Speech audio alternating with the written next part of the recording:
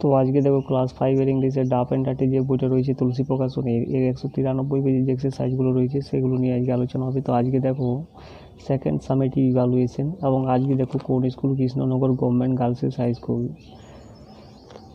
তো দেখো এ থেকে দেখো write down the meaning of intense, অর্থাৎ ইন্টেন্স যে শব্দটা রয়েছে এর মিনিংটা লিখতে বলা হচ্ছে। তো দেখো কী হবে, দেখো সামথিং ইজ এক্সট্রিম।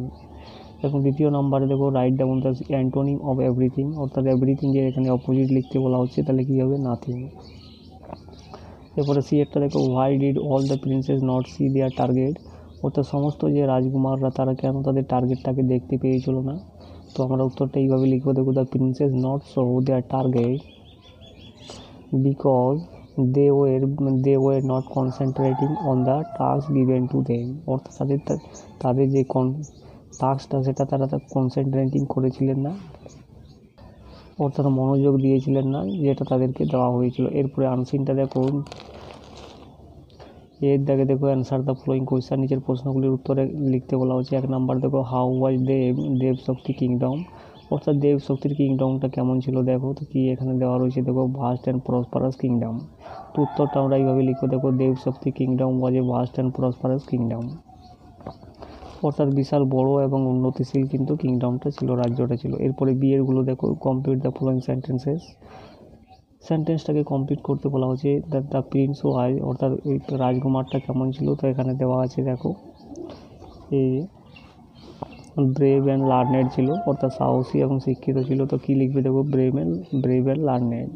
এরপরে সি একটা দেখো find out an adverb of frequency from the unseen passage and write down in the blank, অর্থাৎ অ্যাডভার্ব অফ ফ্রিকোয়েন্সির একটা এখানে লিখতে বলা হচ্ছে, যেটা কিন্তু এই প্যাসেজটাতে দেওয়া রয়েছে। তো সেটা কী হবে, অলওয়েজ। এরপরে গ্রামার অ্যান্ড ভোকাবুলারিগুলো দেখো এখানে ফুল ফর্মটা লিখতে বলা হচ্ছে। তো দেখো সি এজ রয়েছে, সেটা কী হবে, এটা হয়ে যাবে সি হ্যাজ। এরপরে বিয়েরগুলো দেখো fill in the blanks is directed in the bracket, অর্থাৎ এই যে ব্র্যাকেটে যে দেওয়া রয়েছে সেই অনুপাতে তোমাকে এগুলো ডিরেক্টেড করতে বলা হচ্ছে। 1 নাম্বার দেখো মাই মাদার, এখানে কি করতে, প্রেজেন্ট কন্টিনিউয়াস টেন্স করতে বলা হচ্ছে, তাহলে কী হবে my mother is making T for us. দ্বিতীয় নাম্বার দেখো choose the correct form of a ভার্বের কারেক্ট ফর্মটা লিখতে বলা হচ্ছে। তো কী হবে, দেখো he was a small man who took great care of for English.